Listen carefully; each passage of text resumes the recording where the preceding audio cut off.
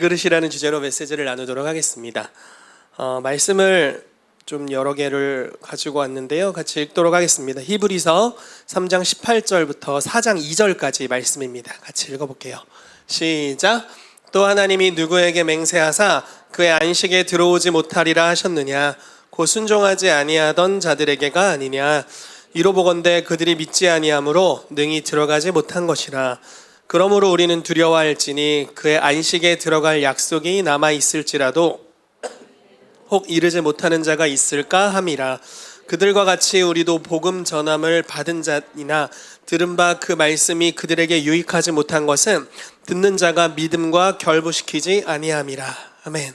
자, 이 말씀 간단하게 설명을 드리면 하나님의 말씀을 듣는 것으로 끝나는 게 아니라 주님의 말씀을 듣고 믿음과 이렇게 화합시킨다, 결부시킨다. 그러니까 연합하면 그게 순종으로 갈 수 있다고 이야기하고 있습니다. 여러분, 하나님의 음성을 듣길 원하시죠? 아멘. 하나님의 생각은 항상 우리의 생각보다 뛰어납니다. 그러므로 성경은 항상 인류의 최고의 지혜, 사람이 선택할 수 있는 최고의 지혜는 나의 것을 내려놓고 주님으로부터 듣는 것이다 라고 말하고 있어요. 왜냐하면 우리가 그분의 지혜를 다 헤아릴 수가 없거든요. 그래서 듣고 순종하는 삶이 최고의 지혜의 삶이에요. 근데 듣고 순종하길 원하지만 그게 바로 되지는 않습니다. 왜냐하면 듣는다고 다 이해되는 게 아니에요. 예를 들어 제가 우리 아들에게 지금 이제 만으로 이제 4살, 좀 있으면 5살입니다. 좀 있으면 생일이 지나서. 근데 아들에게, 아들아, 여기서부터 우리 집까지 오늘 걸어와야 돼. 아빠 말을 잘 들어. 이렇게 하면서 집으로 어떻게 걸어오는지 설명을 해주면 못 알아들을 거예요. 그렇죠? 만약에 진짜 알아들으려면 아들이 여러 면에서 자라나야 할 것입니다. 제가 이야기하는 걸 적어도 알아들을 수 있는 수준으로 조금은 자라나야 될 거예요. 하나님께서 항상 최고의 지혜를 갖고 계세요. 우리에 대한. 왜냐면 우리를 사랑하시니까요. 그런데 주님이 말씀하시는 거를 순종으로 나아갈 때 성경에는 가나안으로 들어가고 약속으로 들어간다고 말하고 있죠. 근데 알아들을 수 있는 수준으로 자라날 필요가 있습니다. 그것을 여기에서는 믿음과 결부시킨다고 표현하고 있어요. 여러분, 우리의 믿음이 하나님의 믿음 수준으로 자라나게 되기를 축복합니다. 주님 뭔가 놀라운 약속을 주세요. 근데 못 믿으면 소용이 없는 거예요. 근데 믿고 싶어도 믿기지가 않을 때가 많이 있어요.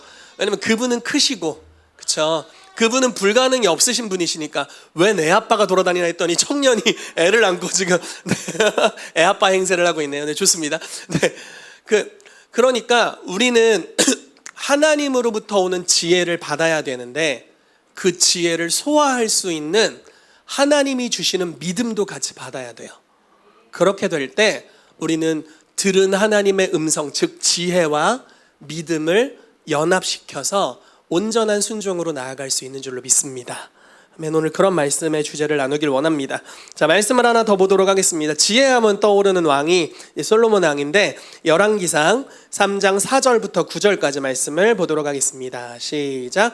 이에 왕이 제사하러 기브온으로 가니 거기는 산당이 큼이라. 솔로몬이 그 제단에 1000번제를 드렸더니 기브온에서 밤에 여호와께서 솔로몬의 꿈에 나타나시니라. 하나님이 이르시되 내가 내게 무엇을 줄꼬 너는 구하라.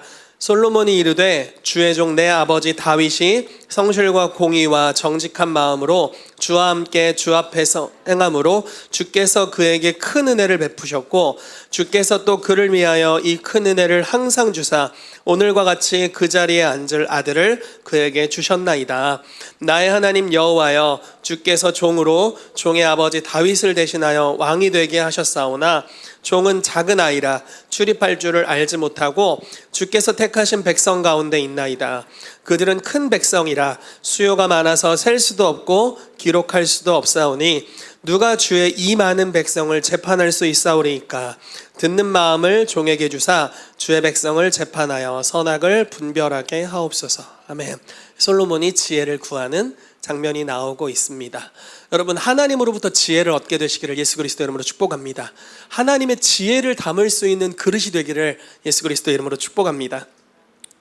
저는 이렇게 메시지를 나눌 때 새로운 계시가 임했다 이렇게 생각할 때가 많이 있어요. 그런데 이제 우리 사모님한테 오늘 메시지 특별하지 않았어? 그럼 맨날 했던 얘기도만 뭐 이렇게 분명히 새로운 계시였는데 거의 했던 얘기인가 봅니다. 저는 새롭게 들렸지만 조금씩 더해져서 이렇게 조금씩 더해져서 가는 거니까 어디서 들어본 것 같더라도 새로운 걸로 받아들이시기를 축복합니다. 네. 자, 네 가지 주제를 나눌 텐데요. 지혜가 가지고 있는 영향력에 대해서 같이 이야기를 하려고 하고요. 지혜의 본질에 대해서 이야기할 거고요. 지혜를 담는 그릇으로서의 우리를 좀 이야기할 거고요. 또 주님과 함께 보내는 또는 지혜로운 자들과 함께 보내는 그 시간의 중요성에 대해서 같이 이야기해 보려고 합니다. 자, 잠언 4장 7절 8절은 제가 읽어드릴게요. 지혜가 제일이니 지혜를 얻으라. 내가 얻은 모든 것을 가지고 명철을 얻을지니라. 그를 높이라. 그리하면 그가 너를 높이 들리라. 만일 그를 품으면 그가 너를 영화롭게 하리라. 아멘. 지혜를 얻으래요. 되게 모호하잖아요. 근데 이렇게 생각을 해볼게요. 하나님의 지혜는, 그러니까 인간의 지혜는 일반적으로 자연적인 지혜입니다. 그냥 기존의 사실들을 응용할 수 있는 차원의 지혜예요. 그러나 하나님은 초자연과 자연의 경계가 없으신 분입니다. 그분 자체가 초자연적인 분이시기 때문에, 존재가 초자연적이기 때문에 그분의 지혜는 사람의 능력으로 접근할 수 없는 어떤 문들을 열어버려요. 그래서 지혜를 얻으라고 하는데 여기서 말하는 지혜는 그 하나님의 지혜입니다. 그리고 잠언 말씀에는 지혜를 의인화시켜서 이야기하는, 아마 잠언 8장으로 제가 기억을 하는데, 지혜를 의인화시켜서 이야기하면서 창조하시는 하나님과 함께 이 땅을 지었다고 이야기하며 그 지혜를 예수 그리스도로 예표하고 있습니다. 그리고 고린도전서 말씀에는 예수 그리스도는 하나님께로부터 나서 우리의 의와 거룩함과 지혜가 되셨다, 이렇게 표현하고 있어요. 그래서 이 지혜를 예수 그리스도로 표현할 수도 있습니다. 근데 지혜를 얻으라고 말하는데, 하나님으로부터 오는 지혜는 모든 것을 해결해요. 정말 모든 종류의 것을 해결합니다. 베드로가 주님, 세금을 내야 될 것 같은데요? 이렇게 얘기했어요. 세금이 낼 돈이 없었던 게 아니지만 세금을 내야 될 것 같아요. 그랬더니 예수님 어떻게 하시죠? 물고기 잡아라. 입을 벌려라. 동전이 튀어나올 것이다. 그거 이제 세금이 반세겔이었다면 한 세겔이 나올 건데 반은 너를 위해 반은 나를 위해 내라. 이렇게. 말도 안 되는 지혜예요. 나면서부터 눈먼 자가 있어요. 예수님께 옵니다. 우리는 이거를 그냥 기름 부으심, 능력 이렇게 해석하려는 경향이 좀 있어요. 그래서 내가 능력만 받으면 다 끝나, 이렇게 다 조져버릴 거야, 막 약간 이런 네, 막 사람 위에 막 능력으로 군림하려는 경향이 있습니다. 근데 이거를 우리가 지혜 차원으로 받게 된다면, 예수님께 눈먼 자가 나왔는데 사람으로서는 그걸 고칠 수 없죠. 나면서부터 눈 멀었고 의학적으로도 포기된 상태니까. 근데 하나님으로부터 지혜가 임합니다. 근데 그분의 지혜는 자연과 초자연을 넘나들어요. 그분에게는 불가능이 없어요. 그분의 지혜는 항상 불가능이 없습니다. 갑자기 진흙을 떠다가 눈에 탁 붙였어. 눈을 팬더를 만들어 준 다음에 실로암 못으로 가서 씻어라. 지혜로워 보이지 않는데 그게 하나님으로부터 그때 다운로드 받은 지혜였어요. 어떻게 됩니까? 연못에 가서 씻고 자유케 됩니다. 누워있는 중풍병자가 있습니다. 그냥 계속 누워 있었어요. 걷고자 하느냐? 낫고자 하느냐? 네. 네 자리를 들고 일어나라. 하나님의 지혜예요. 자리를 들고 일어날 수 없는 사람한테 자리를 들고 일어나래요. 이 지혜가 하나님으로부터 우리의 삶에 부어졌을 때 뭔 소린지 이해가 안 되지만, 예수님이 믿는 그 수준의 믿음이 우리에게 있다면 누워있어. 몸이 안 움직여져. 근데 자리를 들고 일어날 수 있을 거예요. 왜냐면 그 말씀이 믿어지니까. 케네스 해긴이라는 목사님이 있는데 강력한 치유 사역자이자 말씀 사역자이셨습니다. 그분이 어릴 때 죽을 병에 걸렸어요. 10대. 그래서 의사가 6개월인가 9개월밖에 살지 못한다고 이야기를 했답니다. 그래서 죽을 날을 기다리고 있는데 성경을 읽는데 성경의 치유를 계속 이야기하는 거예요. 그래서 의사는 죽을 거라고 말하고 성경은 나에게 치유될 수 있다고 이야기하는 거죠. 근데 주님이 어느 날 아침에 이렇게 말씀하시더래요. 건강한 어린이는 아침 몇 시에 일어난다. 일어날 수 없는데. 건강한 아이는 아침 몇 시에 일어난다. 10시라고 해볼게요. 오전 10시. 오전 10시에 일어난다. 그래서 일어날 수 없는 내 상황을 부인하고, 이해되세요? 그분의 지혜를 의지해서 일어났대요. 침대에서 근데 침대에서 굴러 떨어졌대. 굴러 떨어졌대요. 되게 비참할 거 아니에요. 이렇게 굴러 떨어져서. 근데 또 들리는 거예요. 건강한 아이는 일어난다고. 그래서 다시 한번 이러고 일어났대요. 갑자기 벼락 맞은 것 같은 느낌이 들더래요. 그러더니 완전히 치유됐어요. 하나님의 지혜입니다. 7년간 기근이 옵니다. 온 땅 모든 왕들 이 위기를 타개할 수 있는 자가 아무도 없어요. 그 당시에 모든 부유한 자도 전 세계 그 당시에 중동 지방 지중해 그 인근의 모든 지방에 다 기근이었기 때문에 빠져나갈 길이 없습니다. 근데 하나님의 지혜가 그 일이 있기 7년 전, 8년 전, 9년 전 약 그 정도의 요셉에게 임했어요. 앞으로 될 일을 보여주셨고, 그리고 그걸 어떻게 타개해 나갈 수 있는지에 대한 하늘의 지혜가 임했습니다. 온 땅에 어떠한 지혜로운 자도 아무것도 할 수 없었던 그때 한 사람에게 임한 지혜가 모든 민족을 먹여 살리게 됐어요. 바로 왕도 어떻게 할 수 없었고, 야곱은 족장이었잖아요. 부유한 자였잖아요. 야곱도 먹을 게 떨어져 버렸습니다. 그런데 요셉에게 임한 그 지혜가 기근 때에 모든 사람을 먹일 수 있는 일들을 행하게 됩니다. 여러분, 지혜를 얻으시기를 축복합니다. 성경은 이 지혜를 가르쳐 말하고 있고, 지혜를 얻을 때 하나님의 말씀 속에 지혜가 기록되어 있죠. 원리적으로 기록되어 있는 것들도 있습니다. 레마로 들어야 될 것들도 있어요. 우리가 하나님의 말씀을 쫓아 순종하면 부부 관계가 좋아지고 회복되는 역사가 일어날 겁니다. 우리가 아비의 마음을 자녀에게, 자녀의 마음을 아비에게 돌이켜야 된다는 말라기 4장 말씀을 알고 있죠. 어떻게 하면 그게 가능한지에 대해서 에베소서 말씀은 명확하게 기록하고 있어요. 아비들아, 자녀들을 주의 교훈과 훈계로 양육하라. 자녀를 노엽게 하지 마라. 이렇게 말하고 있고, 자녀들아, 부모를 공경하라. 이렇게 이야기. 이게 부부 관계뿐만 아니라 이제 부모와 자녀 사이를 연합케 하는 놀라운 비결입니다. 하나님의 말씀이에요. 이 말씀대로 순종할 때 실제로 그런 역사가 일어나게 됩니다. 믿으세요? 아멘. 재정의 영역에 있어서도 어떻게 형통할 수 있는지 성경은 말하고 있어요. 그 참된 지혜들이 많이 기록되어 있습니다. 그리고 그 지혜를 얻을 때 모든 것이 함께 따라온다고 말하고 있어요. 성경은 돈을 쫓지 말래요. 지혜를 얻으래요. 지혜를 얻으면 부가 온대요. 이 재밌죠? 자, 부를 얻으려고 하지 말래요. 지혜를 얻으래요. 지혜를 얻으면 부가 같이 온대요. 장수도 같이 온대요. 부가 오는데 근심을 겸하여 얻지 않는 부유함이 온대요. 하나님으로부터 오는 지혜로 모든 것을 취하는 저와 여러분들 되시기를 예수 이름으로 축복합니다. 아멘.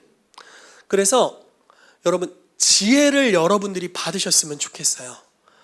2024년도 우리 교회에게 하나님 주신 표어가 내 장막터를 넓히라 라는 표어를 주셨습니다. 장막터가 넓어진다라는 것은 영역을 확장시키신다라는 겁니다. 여러분, 영역이 확장될 때는 기쁜 소식인지 나쁜 소식인지 모르겠지만 전쟁이 있습니다. 기쁜 소식인 줄 믿어요. 그러니까 왜 전쟁이 있냐면 어둠의 영역을 침노하는 거기 때문에 그래요. 사단이 우리의 삶에 들어온 게 아니에요. 여러분들이 그들의 영역에 들어가서 그래요. 장막터를 넓혔거든요. 내 땅이 넓어져서 이제 그들의 영역과 싸우는 이 접점이 생기게 된 겁니다. 우리 사모님이 영적 전쟁에 관련된 꿈을 꿨대요. 막 독사가 막 튀어나오고 막 이런 꿈을 꿨답니다. 영적 전쟁 중이에요. 교회에 여러 가지 영적 전쟁이 있고, 또 모르겠어요. 여러 영역에서 성도님들의 삶을 각각 제가 다 알지는 못하지만 여러 영역에서 아마 전쟁이 일어날 겁니다. 그건 좋은 전쟁입니다. 여러분, 그들은 우리의 밥이라 라고 믿으시고 먹고 성장하시기를 축복합니다. 여러 영적인 양분을 먹으시고 돼지의 길로 가시기를 뚱뚱해지시기를 정말 축복합니다. 여러분, 그걸 먹게 될 때 우리가 젊은 사자를 성령 충만해서 입을 찢게 되면 그 강한 자에게서 단 것이 나오게 될 겁니다. 그 강한 자를 결박했는데 거기서 하나님으로부터 오는 놀라운 약물들, 우리가 먹을 것들이 나오게 될 거예요. 그래서 우리가 지금 당면하고 있는 전쟁들, 싸움들, 거기에서 물러서지 마시고 하나님의 높은 차원의 지혜를 받고 그것을 다스리는 은혜가 있게 되시기를 축복합니다. 제가 이번에 그 HM 컨퍼런스에서 은혜를 많이 받았는데 그중에 빌 존슨 목사의 메시지를 들으면 참 좋았습니다. 이런 예화를 이야기를 하더라고요. 전투기 조종사가 있었는데 그 전투기, 새로운 전투기를 이제 실험하는 겁니다. 이제 비행을 하면서 시험을 하는 거예요. 근데 조종을 해서 이제 고도를 높여서 올라갔는데 쥐가 있더래요. 연료선을 갉아먹고 있더래요. 이렇게. 그래서 어떻게 해야 되나 고민을 했답니다. 그러다 결론을 냈대요.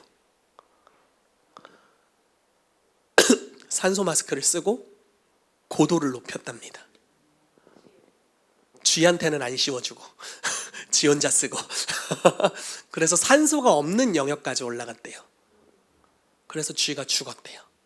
그리고 다시 비행시험을 다 마치고 땅에 내려왔답니다. 여러분, 지혜의 높은 영역으로 들어가시기를 축복해요. 어려움이 있더라도 그것 때문에 삶을 착륙시키지 마시고, 삶을 낮은 차원으로 내려가지 마시고, 대적에게만 막 골똘해서 나 너무 힘들어 이렇게 하지 마시고, 오히려 더 높은 지혜의 차원으로 도약하시기를 예수 그리스도의 이름으로 축복합니다. 아멘. 지혜는 때로는 강경합니다. 지혜는 때로는 아주 응용합니다. 여러분, 다니엘의 세 친구를 생각해 보세요. 왕의 금신상에게 절해야 되는 유혹 앞에 맞서게 됐을 때 무엇이라고 말하나요? 왕의 금신상에게 절할 수 없습니다. 아주 강경하죠. 하나님이 당신의 손으로부터 우리를 구원하실 겁니다. 그리 아니하실지라도 절하지 않겠습니다. 불구덩이로 들어가 버리잖아요. 어떤 일이 일어났나요? 하나님의 아들 같은 분이 거기 나타나죠. 그리고 그들을 보호합니다. 불에 타 죽지 않았어요.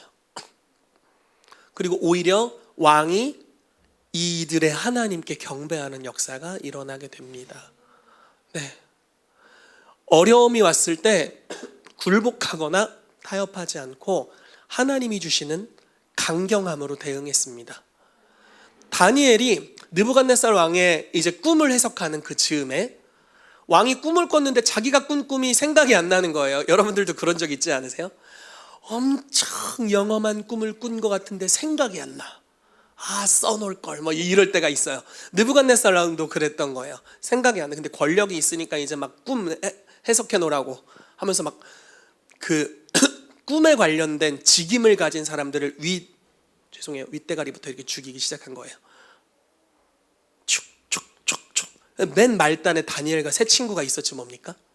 그 계열에 다니엘에게 하나님이 지혜를 주셨어요. 그 죽이는 자에게 가는 거예요. 막 짐 싸서 막 어디로 도망가지 않고 자기를 죽이는 권한이 있는 시위대장에게 찾아갑니다. 왕의 명령이 왜 이렇게 급하냐? 조금 유예 기간을 달라고 해라. 내가 해석해 주겠다. 그리고 며칠 기도하고 왕에게 갑니다. 하나님이 간밤에 다 보여주셨거든요. 그래서 가서 꿈을 이야기하고 해석을 이야기합니다.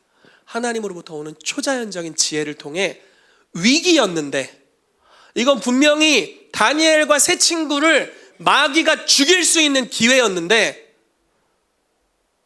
그날이 승진의 날이 됐어요. 여러분, 위기의 때에 예수 이름으로 선포합니다. 쫄지 마십시오. 평강이 여러분들에게 있게 되기를 축복합니다. 속 썩지도 마시고 쫄지도 마시고, 그날이 하나님께 높이 올라가서 그분의 참된 지혜를 받고 새로운 영역으로 확장되는 때인 줄로 믿습니다. 아멘. 그런 은혜가 있게 되시기를 축복합니다.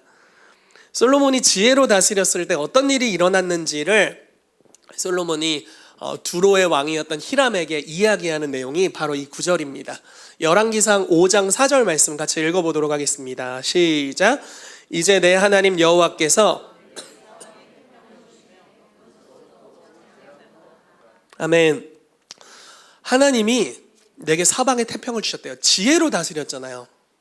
근데 굉장히 신기한 게 이런 표현이 있어요. 그냥 지혜는 여러분 머리로만 받는다고 생각할 수 있잖아요. 우리가 똑똑하구나. 솔로몬이 똑똑하구나. 이렇게 생각할 수 있잖아요. 그런데 그 성경을 이렇게 우리가 위아래로 보면은 하나님이 솔로몬에게 지혜로운 마음을 주시되 뭐 얼마나 잠언을 많이 짓게 하셨고 마음을 바다에 모래알을 담을 만큼 넓게 하셨대요. 지혜를 담기 위해선 넓어져야 되나 봐요. 몰라, 아직 지혜롭지 못해서 모르겠는데 하나님의 지혜, 하늘의 지혜를 담기 위해선 넓어져야 되나 봐요. 왜냐면 그 지혜에는 사랑의 요소가 가득 채워져 있잖아요.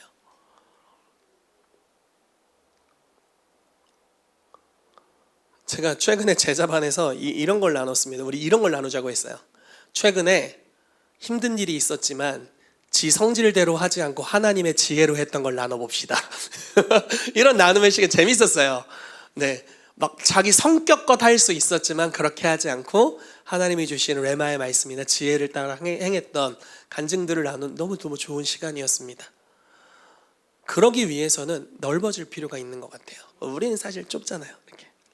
우리 사모님이 저한테 간장 종지 같은 그릇이라고, 최근엔 좀 앞접시 정도까지 넓어진 것 같아요. 조금 넓어진 것 같습니다. 아멘, 아멘. 아무도 동의해 주지 않아도 희태가 나는 동의해. 그래, 동의한다.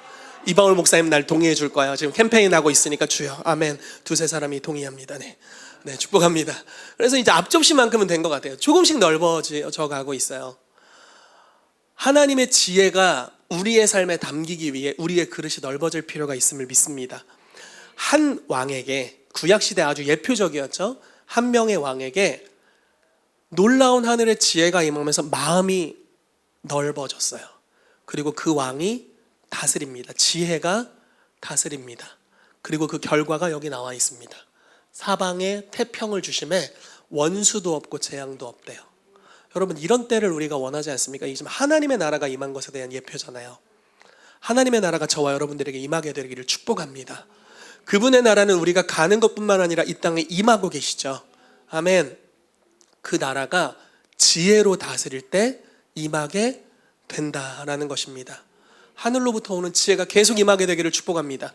여기서 말하고 있는 이 원수도 없고 재앙도 없다 할 때 원수가 마귀, 원어적으로 마귀를 뜻합니다. 마귀.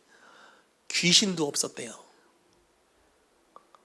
그 땅에 귀신도 없었다니까요. 우리 교회에서 축사 사역 하잖아요.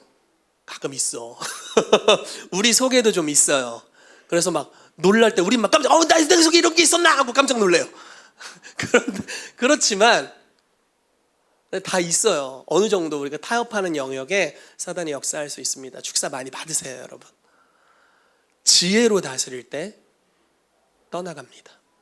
거주할 곳이 없어요. 귀신이 거주할 곳이 없어집니다. 지혜가 통치되는 그 영역에. 여러분, 그 지혜가 한 사람에게 임할 때 이스라엘 나라에 그런 역사가 일어났다면 이곳에 있는 모든 분들에게 임할 때 어떤 역사가 일어나게 될까요? 내가 지혜를 받아요. 내가 우리 집 가장인데 지혜로 가정을 다스려요.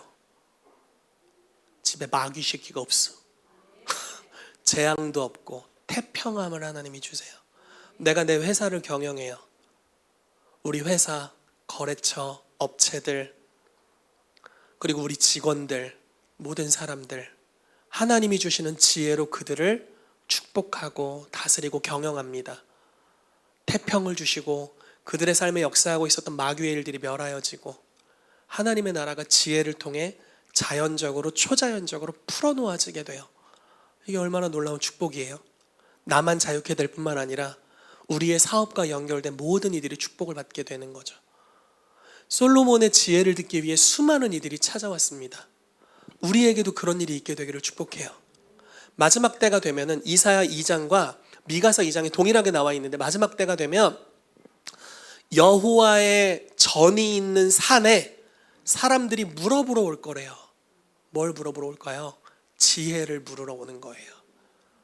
내가 이런 어려움이 있는데 어떻게 할까요? 그러면 교회는 이제 대답할 지혜가 있어야 합니다. 하나님이 당신에게 이렇게 하라는 감동을 주시네요. 레마의 말씀을 전달할 수도 있고 기록된 말씀에서 깨달은 명철과 통찰을 우리가 전달해 줄 수도 있을 겁니다. 우리의 삶에서 그 일이 이미 일어나서 수많은 열매들이 있고 우리의 삶에 사방에 대적이 없고 재앙이 없고 원수가 없는 이때를 경험하면서 수많은 이들이 저들의 삶에 어떻게 그런 일이 일어날까? 저들의 삶에 그 지혜를 배워야겠다고 찾아오게 되고 그 지혜로 말미암아 그 지혜의 근원 되시는 하나님을 만나는 은혜가 있게 되시기를 예수 그리스도의 이름으로 축복합니다. 아멘. 아멘. 아멘. 네. 아멘. 자, 넘어올게요. 자, 지혜의 본질에 대해서 이야기를 좀 해보도록 하겠습니다.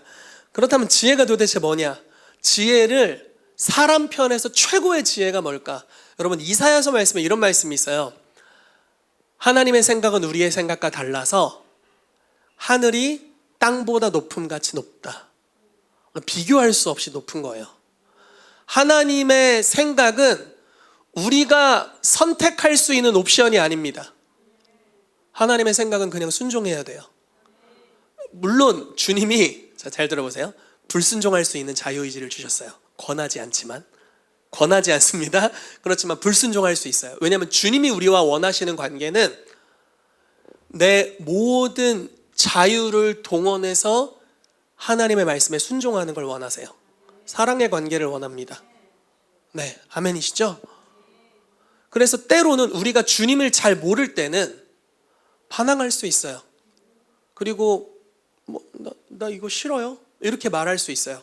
근데 하나님을 알면 알수록, 선하심을 맛보면 맛볼수록 우리는 순종하는 게 최고다 이런 걸 알게 됩니다. 왜냐하면 나보다 나를 더 사랑하시는 그분이 가장 전능하시고 가장 지혜로우셔서 그분이 말씀하시는 건 항상 나의 유익함을 위해 말씀하시고 나의 지금 당장의 삶이 아닌 영원을 생각하며 말씀하시고 나를 사랑하실 때 끝까지 사랑하는 사랑으로 말씀하시거든요. 그래서 그분의 말씀이 항상 진리인 것을 우리가 경험하게 됩니다.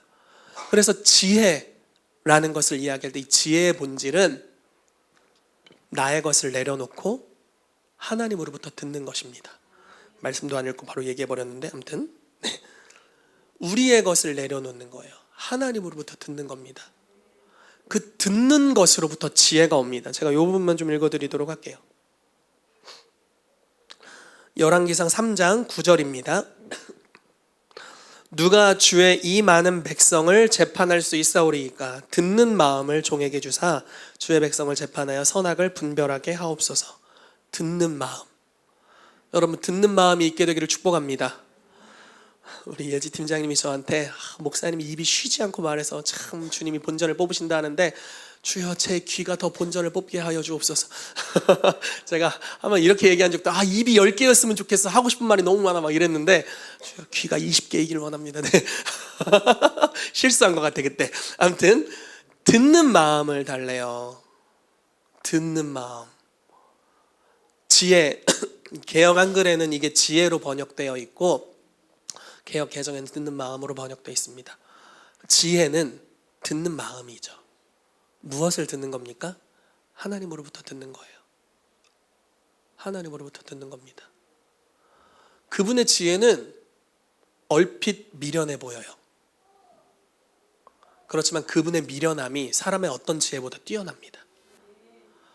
그분의 지혜는 얼핏 엄청 약해 보여요. 저 약해 터진 걸 나보고 하라고? 용서하라고? 그건 약자들이나 하는 거 아니야? 죽으라고? 내 자아를 죽으라고? 왜 맨날 나만 양보해야 되는데? 이런 얘기 언제 혹시 해보신 적 있으세요? 왜 맨날 나만 용서해? 해봤죠. 우리 다 해봤지.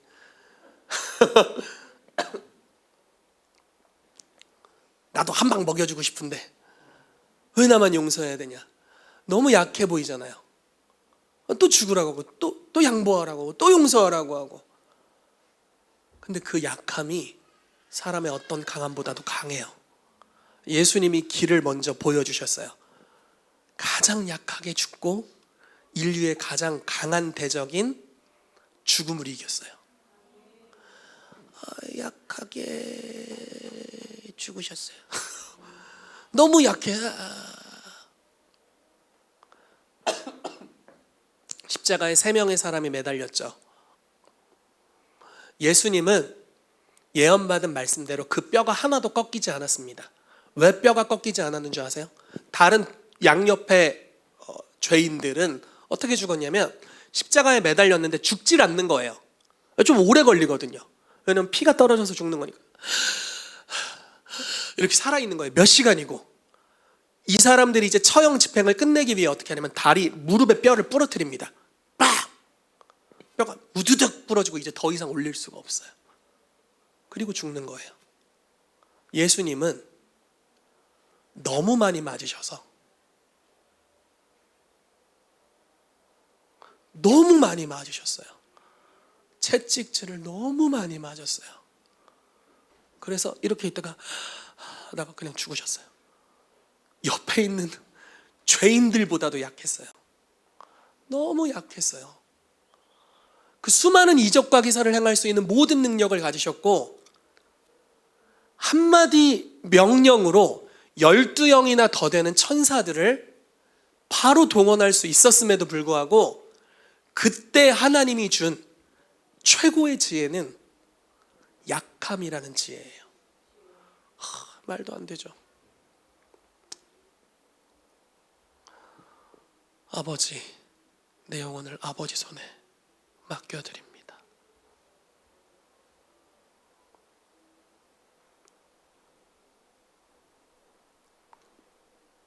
그리고 죽으셨을 때 휘장이 찢어집니다. 하나님의 임재와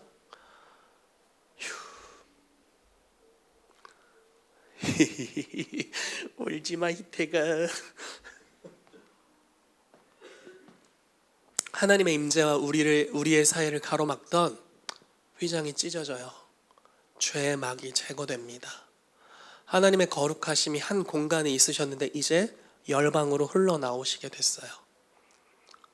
예수 그리스도가 죽으시는 순간 공중 권세 잡은 자들은 벌거벗김을 당했어요. 그들의 모든 권한을 잃어버렸습니다. 하나님 앞에 그것은 산제사가 됐고 하나님이 모든 죄인을 용납하실 수 있는 그분의 공의, 이제 사랑의 공의가 역사할 수 있게 됐어요. 너무너무 약한 모습이지만 가장 많은 영향력을 나타냈습니다. 이게 지혜, 하나님이 주시는 지혜입니다.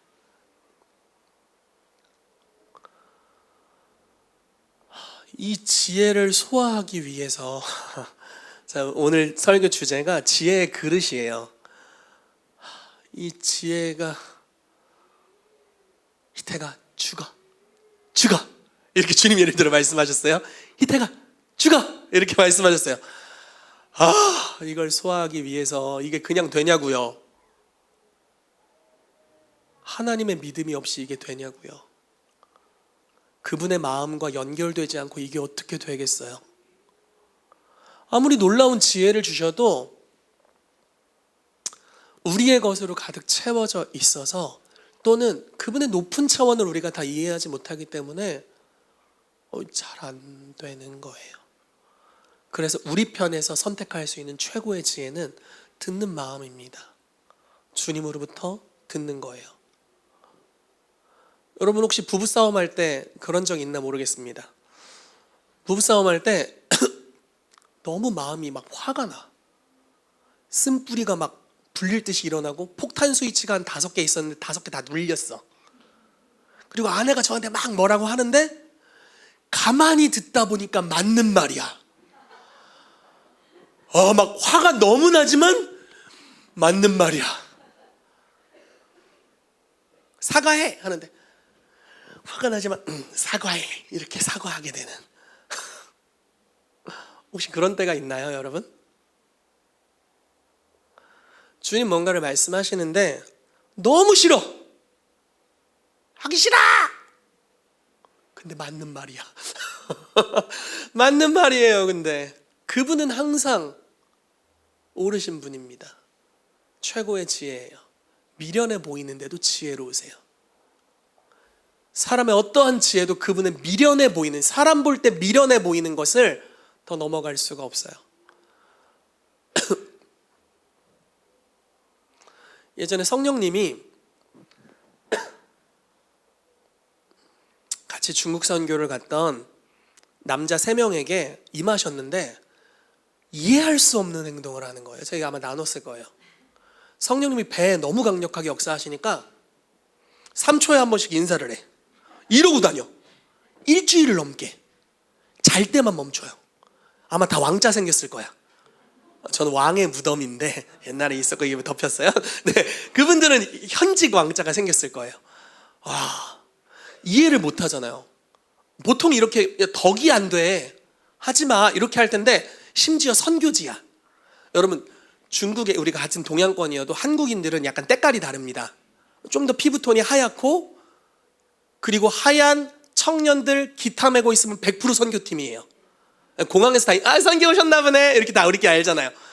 근데 공산권이잖아요. 너무 튀는 거야. 기타 메고 막 이러고 다니니까 막 너무 튀어.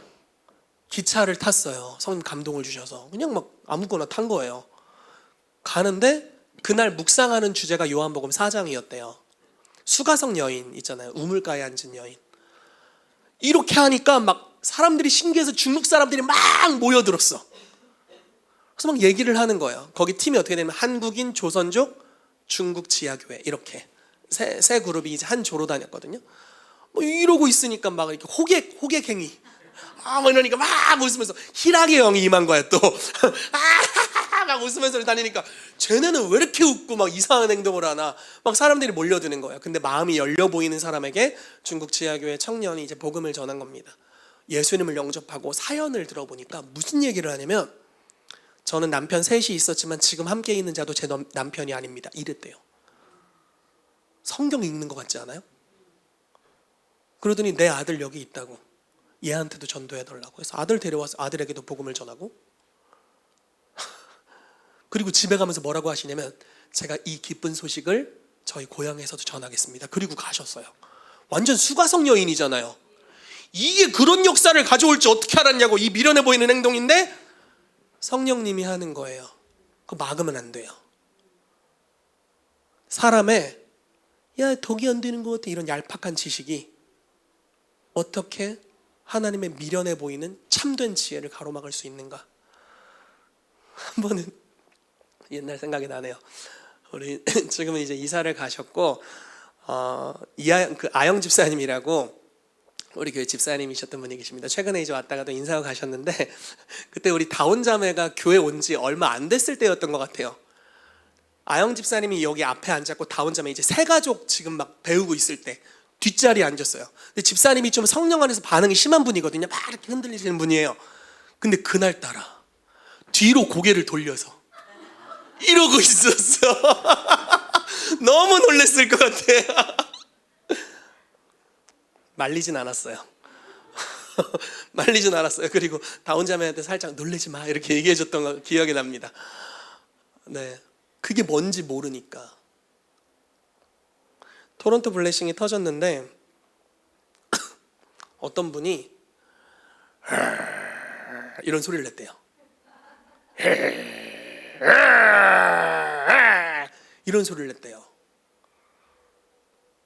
이해가 안 되잖아요. 교회에서 웬 짐승 소리를 내는 거야. 나중에 그분이 뭘 하게 됐냐면 게더링이라는 무브먼트를 일으켰어요. 홍콩에서 몇십만 명이 모여서 전 세계에서 사람들이 모여서 집회를 하고, 한국에도 여러 번 왔었고요. 최근에 저희 교회 알렌 캐런 목사님 오셨잖아요. 알렌 캐런 목사님이 그 게더링의 리더십 중에 또 한 분으로 계십니다. 전 세계적인 무브먼트를 일으킨 거예요. 이분은 할 때 그때는 몰랐지만 지금 생각해 보면 중국은 용을 상징하는 나라잖아요.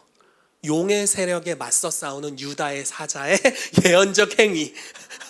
물론 아름답게 붙이면 그렇게 됩니다. 그때는 몰랐지만, 그때는 다 이해할 수 없었지만, 근데 실제로 그런 무브먼트가 일어나게 된 거예요. 그리스도 안에서 가족됨을 아주 강조하는 하나님 나라의 운동이 일어나게 된 겁니다. 다 이해할 수 없어요. 근데 참된 지혜, 듣는 마음으로부터 오게 됩니다. 여러분, 주님으로부터 들으시기를 예수 이름으로 축복합니다. 아멘. 그것이 예수님이 하셨던 방법이었습니다. 말씀을 한번 읽고 넘어가도록 하겠습니다. 요한복음 5장 19절 20절 시작. 그러므로 예수께서 그들에게 이르시되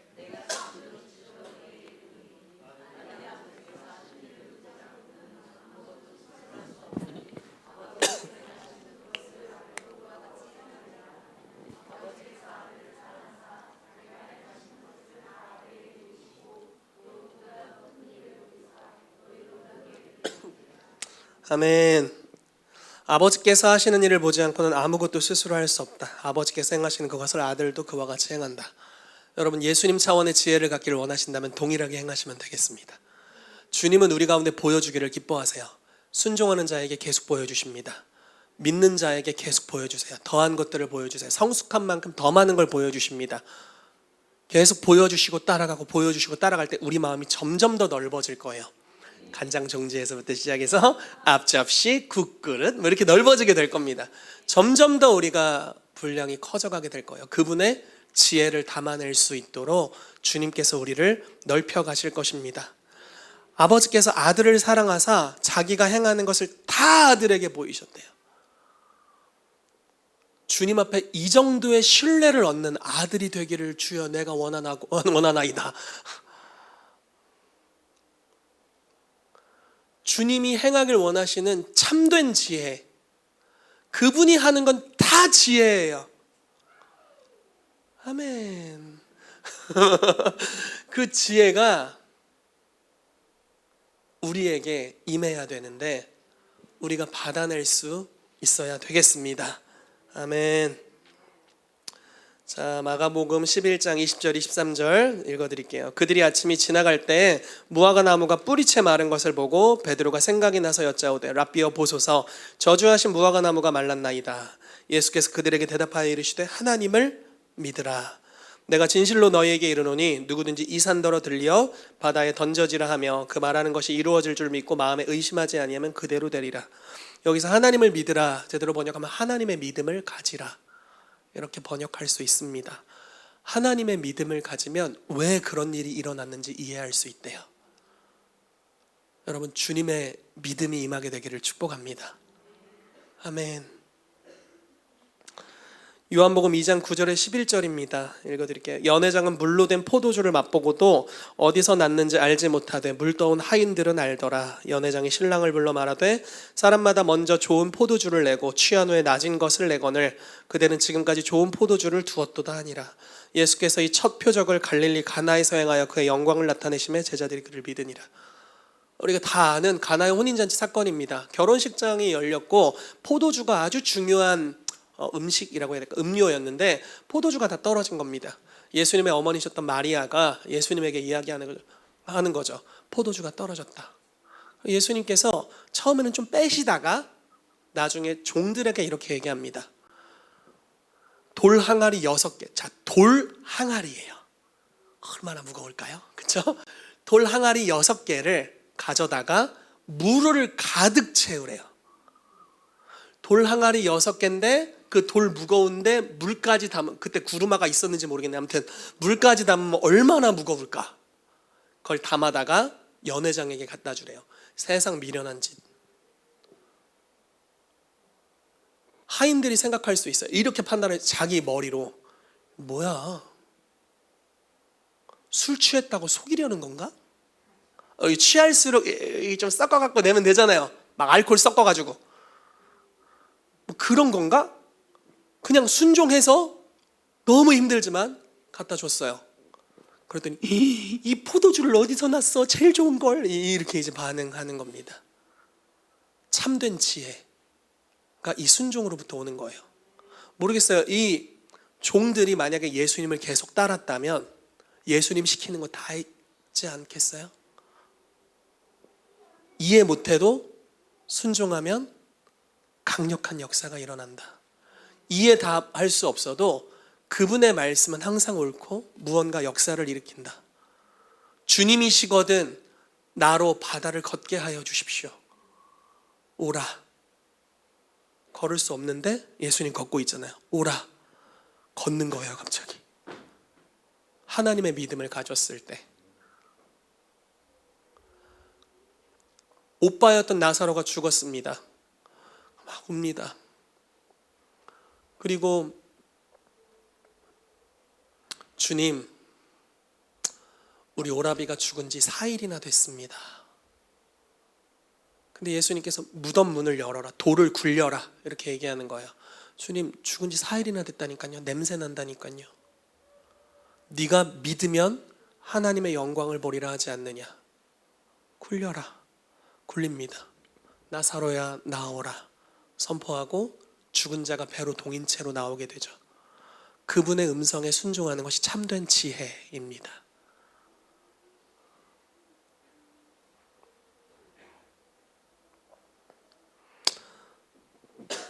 자, 고린도후서 12장 18절 말씀 같이 읽어보겠습니다. 시작. 내가 디도를 권하고 함께한 형제를 보내었으니 디도가 너희의 이득을 취하더냐? 우리가 동일한 성령으로 행하지 아니하더냐? 동일한 보조로 하지 아니하더냐? 바울은 진짜 놀라운 사람이었어요. 왜냐하면 바울은 스스로 이렇게 굉장히 양심적이고 정직하고 직설적인 사람이잖아요. 이렇게 얘기해요. 내가 그리스도를 본받은 것 같이 너희는 나를 본받으라. 차마 못하겠어. 아직 저를 본받으라고 하기는 간장종지에서 이제 앞접시인데 좀 그렇잖아요. 좀 본받으라고 하기가. 그냥 저는 저를 본받지 마시고 예수님을 본받으세요 이렇게 할 텐데, 사실 이 영역으로 우리도 가야죠. 그렇죠? 바울의 영역으로 가야 합니다. 근데 바울이 이런 삶을 살았는데 디도를 소개하면서 이렇게 얘기하는 거예요. 우리의 발걸음이 똑같지 않냐? 내가 행동하는 것과 디도가 행동하는 게 똑같지 않느냐? 이렇게 얘기하는 거예요. 디도가 오랜 시간 바울과 함께 지내면서 바울의 삶에서 역사하는 하늘의 지혜, 하나님이 어떻게 역사하시는지, 어떤 문제를 당면했을 때 이 믿음의 사람이 그걸 어떻게 해결해 가는지를 가장 가까이서 지켜보는 겁니다. 그리고 하늘의 지혜를 따라 무언가를 했을 때 하나님이 역사하시는 걸 계속 보는 거예요. 그리고 똑같이 행동하기 시작해요. 예수님의 제자들이 예수님이 위기를 경험하는 걸 계속 보잖아요. 예수님 삶이 뭐 태평하고 형통했습니까? 항상 도전하고 위기가 있고 어려움이 있었죠. 예수님을 낭떠러지에서 밀어뜨려 죽이려고도 했었고, 어떻게 하면 죽일까 계속 고심하는 자들이 있었고요. 안식일에 병든 자를 고쳐서 죽이려고 했고, 비방하는 자들을 데려왔고, 모함하는 자들도 데리고 오고요. 로마에 고발하려고도 했어요. 가이사의 동전을 보여주면서 우리 세금 어떻게 합니까? 세금 낼까요 말까요? 내라 그러면 예의 매국노야 하고 돌로 쳐 죽이려고 했고, 내지 마라 라고 얘기하면 로마 정부에 고발하려고 했잖아요. 항상 위기에 가득 차 있는 삶이었어요. 그런데 제자들이 가까이서 예수님이 하는 일을 보는 겁니다. 위기를 만났을 때 어떻게 반응하는지. 그 하나하나가 다 지혜였어요. 그리고 그분의 걸음을 따라서 걷는 거예요. 동일하게 계속 걷고 계속 걷습니다. 이게 바로 함께 보내는 시간의 중요성이에요. 이게 단기간에 만들어지는 게 아닙니다. 지속적으로 주님과 동행하는 거예요. 여러분, 가장 많은 배움이 있을 때는 위기의 순간에 하나님과 동행하는 겁니다. 우리 평소에 막 임재의 삶 너무 좋아, 할렐루야 아멘, 할렐루야 아멘 이렇게 살아요. 위기가 와, 마음에서 주님이 사라져. 너무 무서워서 주님을 몰아내요. 안 돼요. 이때가 배움의 기회예요. 지금 만약에 위기라면 지금이에요. 최고의 배움의 때입니다. 환난 중에 있다면 지금이 놀라운 배움의 때예요. 주님의 임재를 구하고 주님의 평강이 내 마음을 주장하게 하라, 이렇게 말씀하고 있죠. 내가 지각으로, 내가 오감으로 인지하는 세계에서 나에게 위기야라고 삐삐 거리는 소리에 내가 귀 기울이고 내 마음을 내어주지 말고 주의 평강이 나의 마음을 주장하게 하는 겁니다. 마음을 지키는 거예요. 그리고 듣는 겁니다. 주님 말씀하시옵소서, 주의 종이 듣겠습니다. 그리고 하나님의 지혜를 듣는 겁니다. 그 시간을 한번 보내고 위기를 한번 돌파하고, 또 인생에서 어려움이 또 위기를 돌파하면서 우리의 마음이 바다의 모래를 담을 만큼 넓어져 가게 될 것입니다. 그래서 하나님의 지혜를 담는 그릇이 될 줄로 믿습니다. 여러분, 솔로몬은 하나님의 지혜를 받기 이전부터 다윗을 통해, 밧세바를 통해 지혜가 중요하다, 지혜를 얻어라, 하나님을 추구해라, 하나님을 경외하는 게 지혜의 근본이다, 이런 얘기를 계속 들었습니다. 그리고 왕이 되고 1000번제를 드립니다. 어떤 방식으로 드렸는지 모르겠어요. 하루에 3번 제사하는 게 일반적이었으니까 그렇게 3번씩 1년을 했는지 잘 모르겠습니다. 그런데 어쨌든 오랜 시간 많은 희생 제사를 드렸어요. 하나님의 임재 앞에 계속 머물렀습니다. 준비가 됐어요. 그리고 지혜를 주겠다. 지혜가 왔습니다. 담아낼 수 있었어요. 그냥 어느 날 막 살고 있는데 지혜가 탁 오고 이런 게 아니죠. 준비되는 시간이 필요합니다. 하나님의 임재 안에서 그분과 시간을 보내면서 그분이 무엇이라고 말씀하시는지 인생의 여정을 함께 걷는 겁니다. 환경은 계속 바뀌어요. 여러분, 환경은 계속 바뀝니다. 주님은 변하지 않으세요. 우리와 함께 하세요. 그리고 모든 바뀌는 환경이 여러분들에게 두려움이나 불안의 요소가 아니라 수많은 지혜를 배우는 케바케가 될 것입니다. 수많은 케이스가 될 거예요. 그래서 여러분들 하나님의 지혜를 소유하는 이들이 되시기를 예수 이름으로 축복합니다. 항상 그분의 지혜에는 놀라운 해결책이 있습니다. 같이 기도하겠습니다.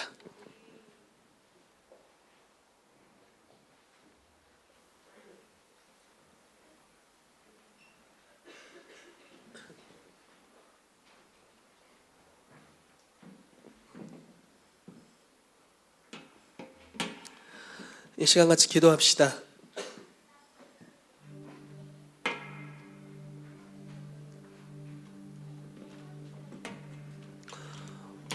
여러분, 지혜로운 자가 일어나면 세상에 하나님의 나라가 임한다라고 성경이 말씀하고 있습니다. 하늘의 지혜는 자연과 초자연의 경계를 허뭅니다. 지혜가 임하면 모든 것이 해결됩니다. 지혜가 오면 부가 임하게 되고요. 지혜가 오면 장수가 임하고, 지혜가 임하면 우리 온 육체에 건강이 된다라고까지 이야기합니다. 지혜를 얻으라. 지혜가 제일이다. 이 지혜가 하나님을 듣는 것입니다. 들을 때 놀라운 은혜가 임하게 됩니다. 2024년도는 장막터를 넓히는 해가 될 것입니다.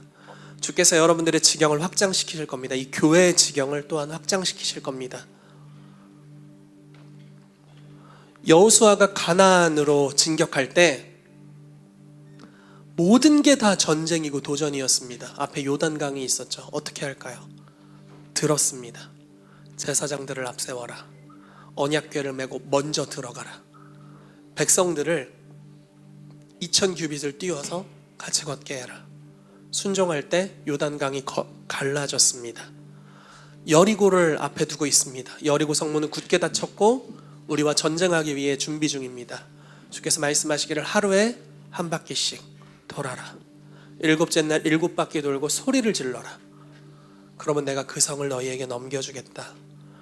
말도 안 되는 전쟁 전략이죠. 그렇지만 순종합니다. 그리고 그 전쟁의 전략은 초자연의 역사를 가져오게 됩니다. 이렇게 가나안을 하나하나 이겨갔습니다. 위기라고 느껴졌던 그 모든 순간이 하나님의 임재의 현장이 됩니다. 초자연적인 지혜, 하늘의 지혜가 임할 때 주의 임재가 우리 가운데 역사하게 됩니다. 그리고 대적이 떠나갑니다. 악이 사라집니다. 마귀의 역사들이 멸하여집니다. 주님, 오늘 우리에게 그것이 필요합니다. 그것을 우리에게 주시옵소서. 주님, 지혜의 영향력이 우리의 삶에서 나타나도록 역사해 주시옵소서. 하나님, 우리의 가정, 사업, 2024년 이 교회 가운데 지경을 확장시키는 은혜를 주실 것인데 참된 지혜를 받는 은혜를 주셔서 지혜로 다스리는 놀라운 왕이요 제사장들이 되도록 우리 모든 성도들 가운데 역사하여 달라고 우리 같이 우리 자신을 위해 기도하고 성도님들을 위해 기도하고 교회를 위해 기도하며 같이 나아가도록 하겠습니다. 같이 기도하겠습니다. 잠언 4장에는 말씀하고 있습니다. 참된 지혜는 무릇 지킬 만한 것보다 너의 마음을 지키라. 생명의 근원이 이에서 남이라 말씀하고 있습니다. 여러분들의 마음을 두려움과 분노에 빼앗기지 마십시오. 여러분들의 마음을 마귀적인 속성의 것들에 빼앗기지 마십시오. 주의 평강이 너희 마음을 주장하게 하라. 너희가 평강을 위하여 한 몸으로 부르심을 입었다 말씀하고 있습니다. 주님, 우리의 마음 가운데 어떠한 때에든지 평강을 지킬 수 있는 지혜를 주시옵소서. 그리고 이 평강 안에서 여러분 지혜를 받으십시오. 그렇게 한다면 모든 대적, 원수는 여러분들의 밥이요 먹이가 될 것입니다. 여러분들은 그 강한 자를 결박하고 세간을 늑탈하게 될 것입니다. 강한 자를 결박하고 유업을 얻을 것입니다. 강한 자에게서 단 것이 나오는 축복을 얻게 될 것입니다. 여러분들은 결박시키고 밥을 먹고 더 성장하게 될 것입니다. 놀라운 하늘의 지혜와 임재를 체험하는 놀라운 기회들이 될 것입니다. 그래서 주님이 이 시즌에 우리를 공격당하는 자에서, 그냥 수비수에서 위기를 극복하고 돌파해내는 용사로 전환하길 원하신다고 믿습니다. 여러분, 2024년도 영역이 확장될 것입니다. 여러분들의 삶의 지경으로 들어오는 어둠을 받아내는 수준이 아니라 이제 대적의 영역에 침노에 들어가시기를 축복합니다. 그리고 내 삶의 어둠들이 역사할 때, 전쟁이 일어날 때 저들은 나의 먹이다, 저들의 신은 저들을 떠났고 여호와께서 우리와 함께 하시도다. 그래서 강한 자를 결박하고 세간을 늑탈하는 역사가 있게 되기를 축복합니다. 우리가 이것을 위해 이 시간 기도합시다. 주님, 2024년도 돌파의 한 해가 될 것임을 선포합니다. 영적 전쟁하고 승리하는 한 해가 될 것임을 선포합니다. 대적을 먹고 성장하는 한 해가 될 것이고, 모든 위기가 하나님의 지혜와 임재를 경험하는 한 해가 될 것임을 예수 이름으로 선포합니다. 같이 기도하겠습니다. 그래서 마지막으로 같이 기도합시다. 하나님께서 2024년도 여러분들의 영역을 확장시키실 것입니다. 특별히 이 교회의 영역을 확장시키실 것을 믿습니다. 그래서 우리가 교회 가운데 놀라운 확장의 유업들을 모든 가정들이 받게 될 것을 기대합니다. 세 가지 영역의 확장에 대해서 주님 저에게 감동을 주셨었는데, 한 가지는 성전 이전을 통한 확장입니다. 여러분, 3월까지 건축이 완료되도록 기도해 주십시오.